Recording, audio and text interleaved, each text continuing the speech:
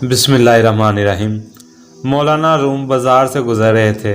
मौलाना साहब के सामने करियाने की दुकान थी।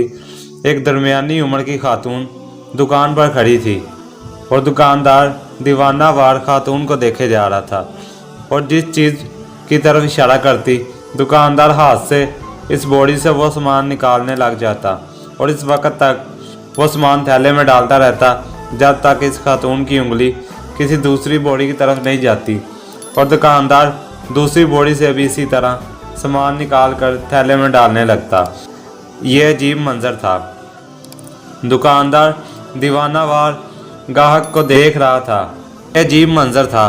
दुकानदार दीवानावार गाहक को देख रहा था और गाहक उंगली के इशारे से दुकानदार को पूरी दुकान में घुमा रहा था और दुकानदार अलादीन के जिन की तरह चुपचाप इसके हुक्म पर अमल कर रहा था।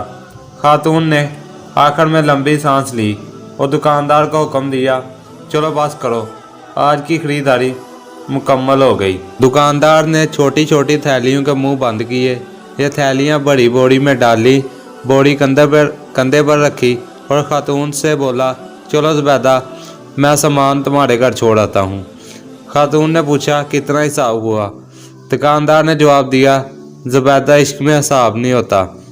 खातून ने गुस्से से इसकी तरफ देखा, वापस मुड़ी और घर की तरफ चल पड़ी। दुकानदार भी बोरी उठाकर चुपचाप इसके पीछे चल पड़ा। मौलाना साहब ये मंजर देख रहे थे। दुकानदार खातून के साथ चला गया तो मौलाना साहब दुकान के बाहर बैठ गए और शागिर्द गली में खड़े हो गए। दुकानदार थोड़ी देर बाद वापस आया। मौलाना साहब ने दुकानदार को करीब बुलाकर पूछा, यह खातून कौन थी? तो इसने जवाब दिया, यह फ़लाँ अमीर ख़ानदान की नौकरानी है। मौलाना साहब ने पूछा, तुमने इसे बगैर तोले सामान बांध दिया, फिर उससे रकम भी नहीं ली, क्यों?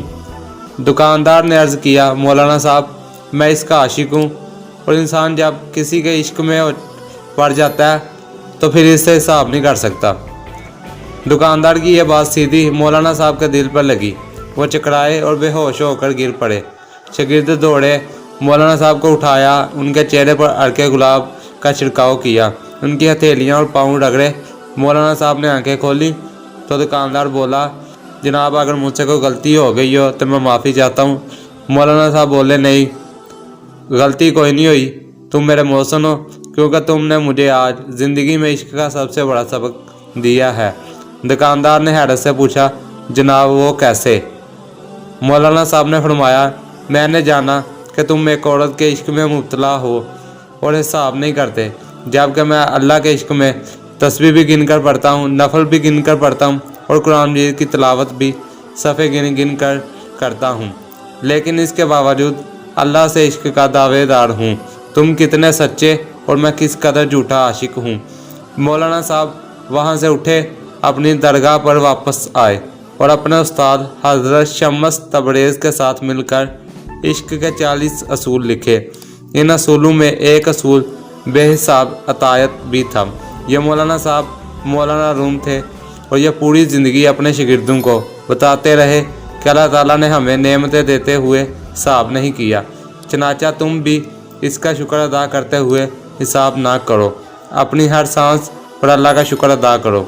इसका जिक्र करते वक्त कभी हिसाब ना करो, यह भी तुमसे हिसाब नहीं मांगेगा और यही इश्क इलाही है। यह थी आज की वीडियो। आपसे मुलाकात होगी इंशाल्लाह अगली वीडियो में। तब तक के लिए अल्लाह हाफिज़।